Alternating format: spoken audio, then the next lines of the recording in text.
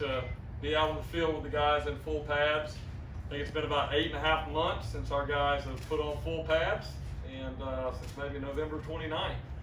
So, this is kind of the next step for us, and we'll talk a little bit more about practice here in a minute.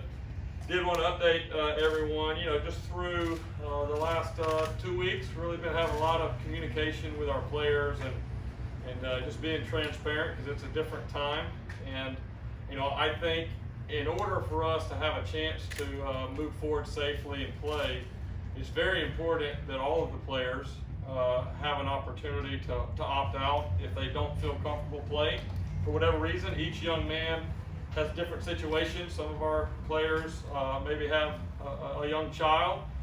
Maybe they have a family that have some certain underlying conditions. So everybody has their own situation. So I did want to update you.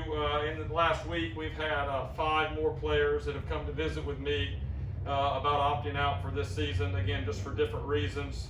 And I fully support them. I know it was a very difficult decision for every one of those young men.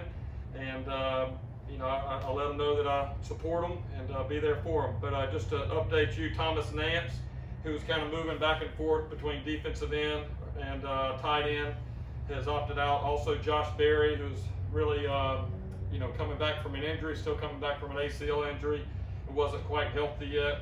Eddie McDoom, wide receiver. Devin Gill, transfer linebacker, and Eugene Bowman, defensive back. So those are really the 5 to go along with the 2 other guys that we talked about last week. For us, for me, it's really about what's next. And for us, after today, we'll take tomorrow really to, we're not going to have practice tomorrow, so it won't be a physical practice. It'll be meetings. It'll be a mental practice, and really just spend some extra time in the meeting room, getting some quality video work and knowledge. And then really excited, we have an opportunity to go to Raymond James Saturday morning for our first scrimmage. Our players are super excited about that. Anytime you can get in Raymond James, and I think this is the first time we've been able to do it in a long time because the NFL doesn't have any preseason games going on. So we're able to kind of benefit from that, and I'm excited about getting into Raymond James myself and watching those guys go and compete. As far as today's practice, again, first day in full pads, and it showed like you probably would expect. Very rusty, nowhere near the execution that is needed. But it's kind of the next step for us as a team and for our phase. The last 2 periods we finished live, full tackle to the ground, and we did short yardage. So we did 3rd and 2.5 with the winner loser, 3rd and 2, 3rd and 1.5, 3rd and 1, and then if we had a tie 2-2, then we put it back went 3rd and 2 for a winner loser. And so we did that 2 racks. It ended up even between offense and defense after doing 2 periods of that. So each group had some success and also, gave up too many plays there. So, for us, it's really about learning, getting in the video room and watching it. There's only so many things you can do when you're in shorts and jerseys, and then when you're in shoulder pads.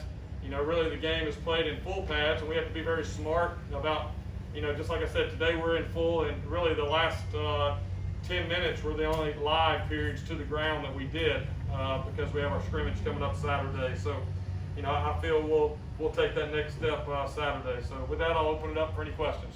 You think, Jeff, that teams who have returning starters at quarterback are going to have an advantage because of the lack of spring practice and even limited fall practice? Will they have an advantage particularly early on in games? It depends on how good their starting quarterback is that is returning. Probably what I would say about that. Sometimes I've been places and your returning starting quarterback's coming back, and that might not be a good thing. Obviously, by and large, it's great to have a returning starter coming back, regardless of the schedule. This is a very unique year, and obviously not having spring. But the benefit that we have right now, going through fall camp, if you think about it, spring ball is definitely important, but if you think about it, spring practice, you really get 13 good practices. Then you have your 14th practice as a walkthrough for the spring game, and then your 15th practice is really the spring game. You know, where in fall camp you could have as many as 25 practices. And so, you know, yes, is it a little bit of a benefit, but at this point, that's not really anything that any of us are worried about. We're just trying to get these guys ready and be hopeful and optimistic that we can find a safe way to play this fall. Jeff, your Power 4 tweet the other day got a lot of good traction on Twitter. You know, can you kind of talk about that idea and maybe what you envision with it? Yeah, I mean, I just having a little bit of fun with it. I mean, I think we feel pretty confident that we're within the top 6 conferences in the country, and you know, obviously, I feel bad for the coaches and players in the Big Ten and the Pac-12. But you know, with that, now there's 4 conferences that are working right now to move forward, and so we kind of next man up, kind of move yourself up, and obviously there's a lot more time and facts and all that will decide if we are able to play this fall. But if we are able to play this fall in a safe manner, it'll be a great opportunity for our conference, because we're going to be able to get some of the primetime TV slots that maybe the other conferences that are not playing are giving up. So, you know, number one, very hopeful for our team, but also it could potentially be a great spotlight for our conference. I feel like we've got some outstanding players and teams in our conference, and also some outstanding coaches, and anything that we can do to give our conference more exposure. You know, for me, being at Clemson, thinking about different jobs in different places, I mean, the American Conference was one of the factors in me coming here to South Florida. I mean, I'm friends with Tom Herman and talked to him for a while, you know, through his experience at Houston, Mike Norvell at Memphis. So, you know, I have a lot of respect for our conference before I got here, and you know, hopefully we'll have an opportunity to be on display this fall. Jeff, the guys who opted out, obviously their choice, they have your blessing and support. Has it jarred your optimism at all about moving forward and playing this fall? You know, there's so many different factors trying to figure it out. You know, and really I'm just kind of compartmentalizing that, hey, you know, here it is, this is what it is. We're not hiding anything from our guys. I mean, this is the first time everybody's going through it. It's really just being transparent, communicating with the guys, and then, you know, being respectful for each guy's decision. And to be honest, I'm every day I feel very blessed and fortunate for the guys that are here and that are continuing to work every day. But, you know, we've got more than enough. I mean, you think about a college roster compared to an NFL roster, you know, we still got a long way to go before we'd be in a position where we couldn't practice and play. How hard is it to be transparent with the guys whenever there's so much more questions than there are answers out there? Or does that make it even easier? Yeah, it probably makes it easier because I can tell them everything I know in about 30 seconds. So it's, you know, I think the players appreciate that. Whenever we talk about, you know, kind of the key components to our program, number one is communication, right? So that's where it starts, is just this open line of communications. And sometimes it's okay to tell them, hey, we don't know yet. You know, this is where we are. And I think, you know, these guys are smart. They know, they can see what's going on, and you know, I just feel like as a coach, as much information as we can give them to help them through this time, the better. You talk a lot of, you still use the word if we can get a season, and is there like in your mind like how things are going to work over the next month or so, like how you feel, like what hurdles need to be cleared away from the field when you can't control it all the time? Yeah, I think by nature, I see myself as a very positive and optimistic person, because I just believe that's, you have a choice in life. One of the most powerful choices you have as an individual is whether you want to have a positive attitude and outlook, or you want to take a pessimistic. So by nature, I'm positive and optimistic, but I think it may be turned into maybe a Pollyanna thought if we just said we know we're going to play no matter what. I mean, that's not realistic. We know there's a lot of hurdles to go. I think the way that I've tried to stay focused and with our staff and our players is, number one, let's enjoy every day and every opportunity, because, you know, there's a lot of college players that didn't get an opportunity to practice today, you know, because of, you know, things that happen. So number one, let's take this for granted. And then number two, let's just worry about today and be great today, you know. And like I've said before, it's much better to prepare without an opportunity than to not prepare and have one, you know. And so that's really what our mindset is with our guys, and they've really bought into that so far. There's no guarantees, I mean, these things could change at any point, but for now, it's just kind of staying locked in. And I'm very hopeful and optimistic that we'll have a chance to go scrimmage Saturday at Raymond James. That would be an awesome, from where we've been the last 160 days or so. That would be a great feat for us, and then we'll just kind of take it one day at a time after that. I wanted to ask about your offensive line. You're replacing two guys on the right side. Your left side's kind of locked down with some good juniors. What's kind of any updates at offensive line of who maybe you're trying in those spots? Yeah, well, number one, overall, obviously, we're just still getting to know our young men as players and those type of things. But, just my initial reaction for where I am now, I'm really optimistic with our offensive line. I think we have some really good leadership in that group. Brad Cecil, Demetrius Harris, Donovan Jennings, all three of those guys, not only are they good players that have a lot of experience, they're great leaders for our offense. Jarrett Hoppel's done a really good job at the right tackle, and we got a couple guys that are kind of competing. Michael Wiggs has done a good job at right guard. But that competition will continue as we move forward. Again, today was our first day in full pad, so that's really for the linemen. We got to get out there and do some live work to really evaluate them. But as a group, that's one of the groups I'm most proud of and most optimistic with moving forward this season. Jeff, while you have had a few more guys opt out after one full week of practice now, what has been the level of engagement and enthusiasm that you've seen? Yeah, it's been great.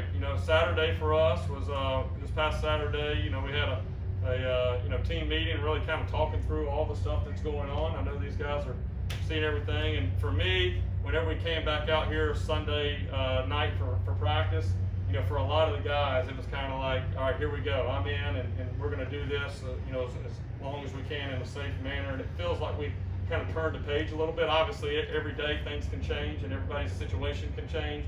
But by and large, the majority of the team is truly in a position where they want to play, and I'm excited because I'm seeing this group come together as a team, and I'm just really hopeful to see how they continue to progress the rest of fall camp. When you, as soon as you start playing, given the testing where it is now, where you can't test any closer than 72 hours before a game, how concerned are you about going head-to-head for a full game, physical contact all the way through, that somebody might spread a virus and you have to shut down a couple of teams and totally disrupt the season? I think for us, we took a big step with our testing here with one of the programs with USF Health, and I think I tweeted something out maybe earlier this week.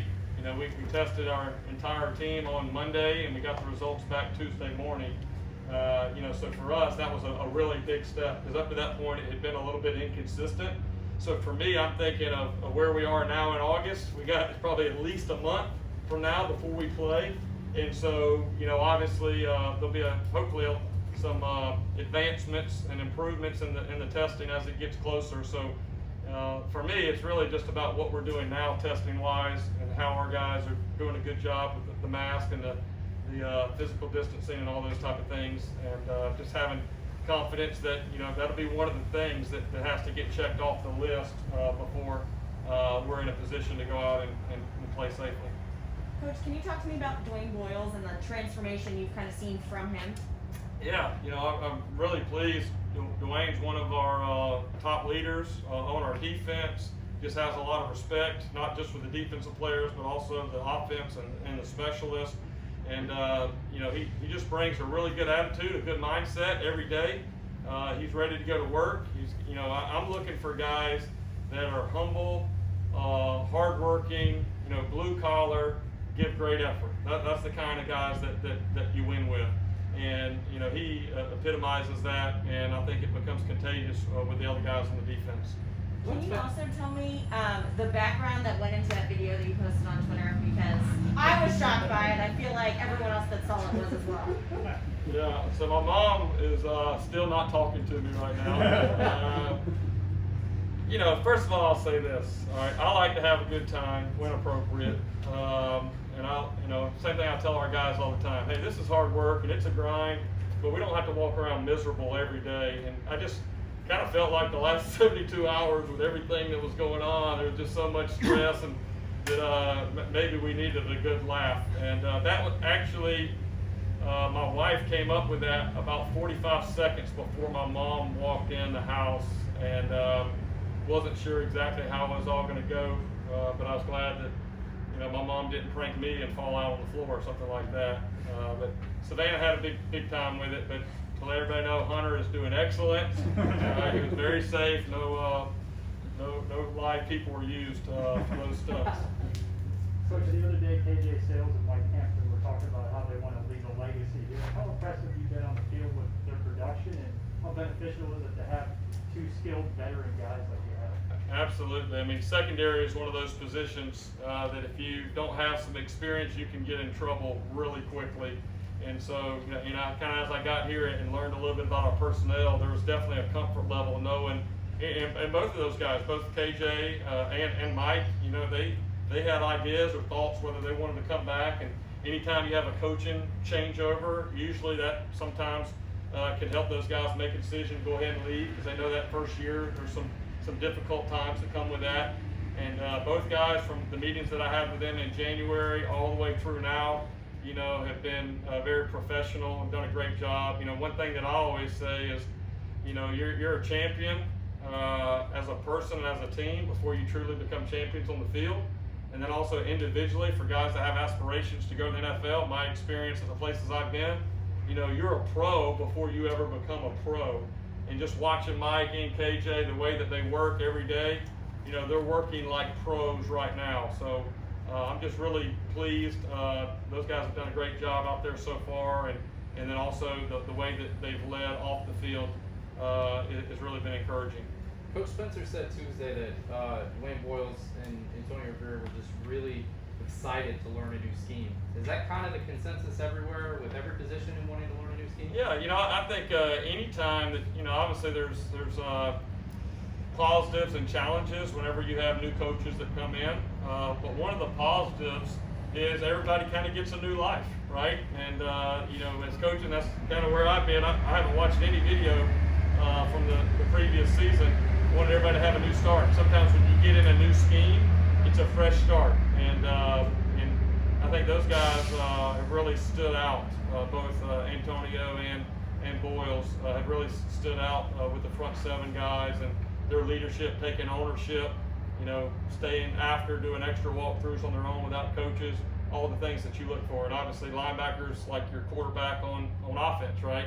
You got to have a guy that can communicate, that knows what everybody's doing, can get guys lined up, especially in the scheme that we're going to run here under Coach Spencer. Okay, thank you, All Coach. right, thank you.